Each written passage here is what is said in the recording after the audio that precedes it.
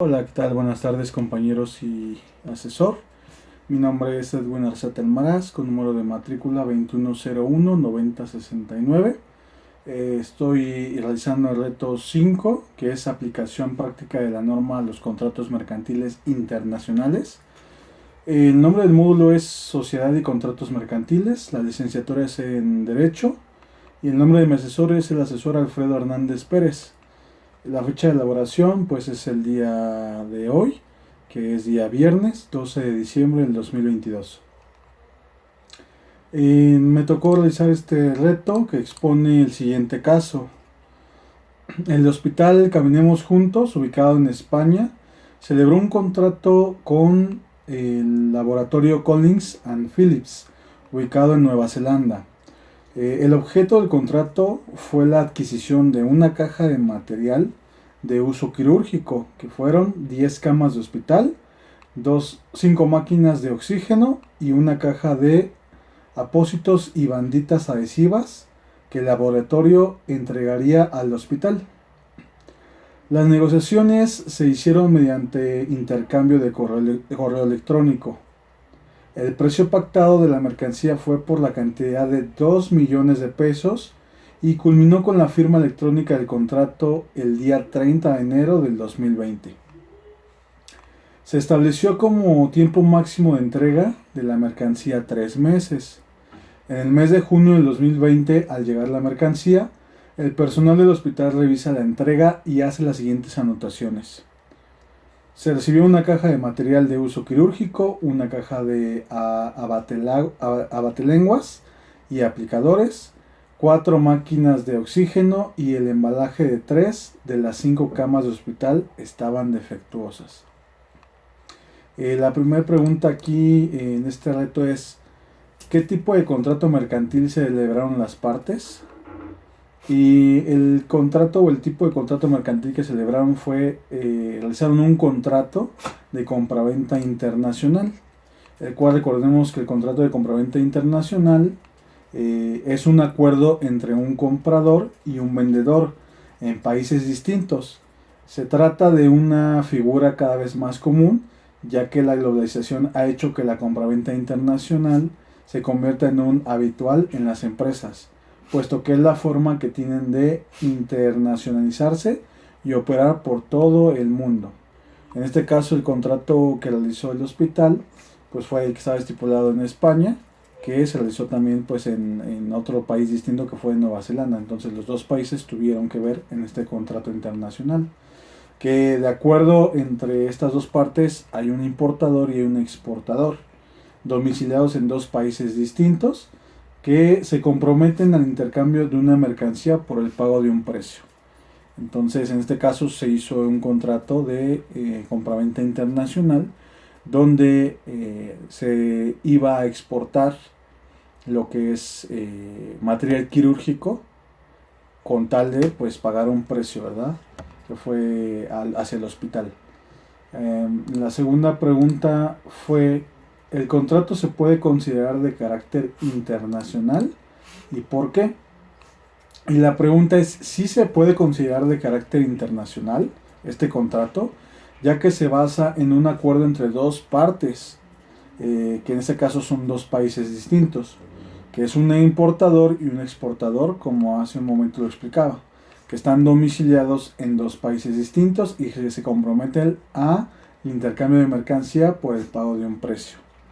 En este contrato debe de constar datos como lo que es el precio, la cantidad, los términos y reglas, y publicados en el Código de Comercio Internacional, que este tipo de contrato está regulado por la Convención de las Naciones Unidas, que tuvo lugar en Viena el 11 de abril de 1980. Entonces esto lo hace un contrato de carácter mercantil y que es de carácter internacional. La tercera pregunta es: ¿qué tipo de contrato internacional celebrado por medios electrónicos identificaste?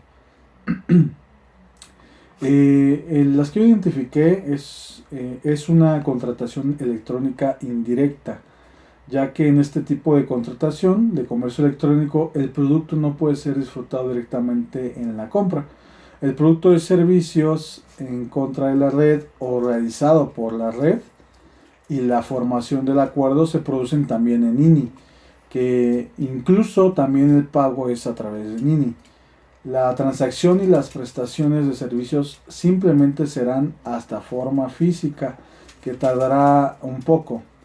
Y en México, pues los contratos electrónicos están estipulados en el artículo 1278 del Código Civil. La cuarta pregunta es, ¿qué obligaciones corresponden a cada parte por la suscripción del contrato? Las obligaciones por parte del vendedor o exportador son la entrega de la mercancía después de transferir la propiedad.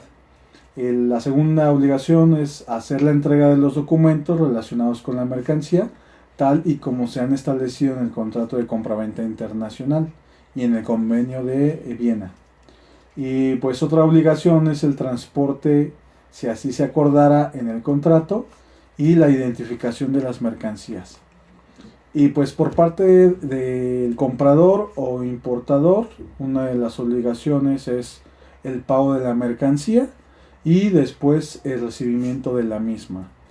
En el caso de que el comprador no cumpla con sus obligaciones, el vendedor deberá exigir al comprador el cumplimiento de las obligaciones, que es declarar o terminar declarando el contrato o exigir una indemnización por daños y perjuicios por incumplimiento del mismo.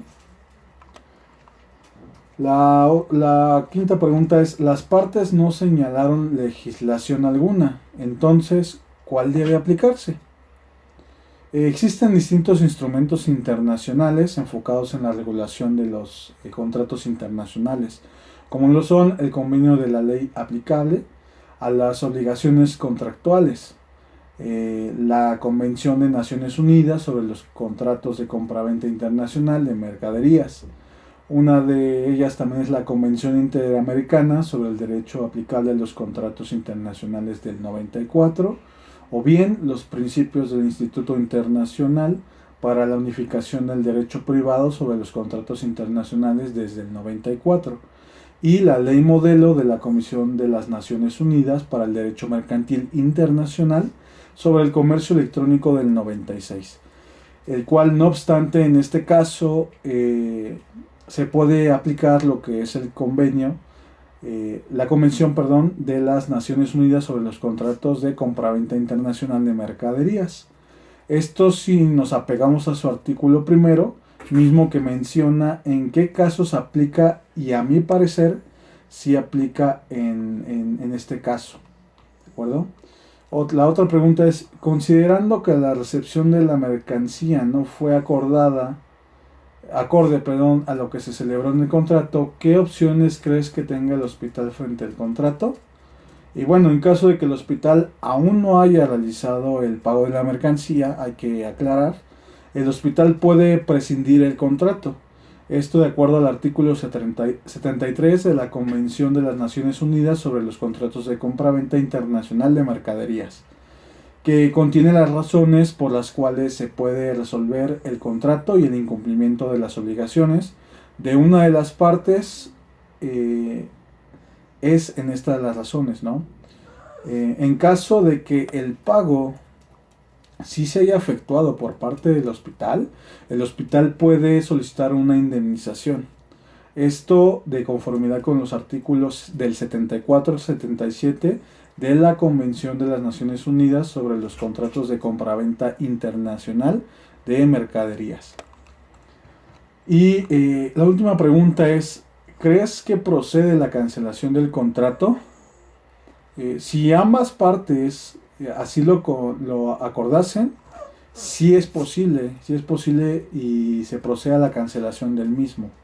Esto de acuerdo con el artículo 29 de la Convención de las Naciones Unidas sobre los contratos de compraventa internacional de mercaderías, que cabe mencionar que si ambas partes no acordasen la cancelación del contrato, el hospital podrá realizar los actos para dejar sin efectos el contrato, mismos que fueron planteados en la respuesta de la pregunta anterior.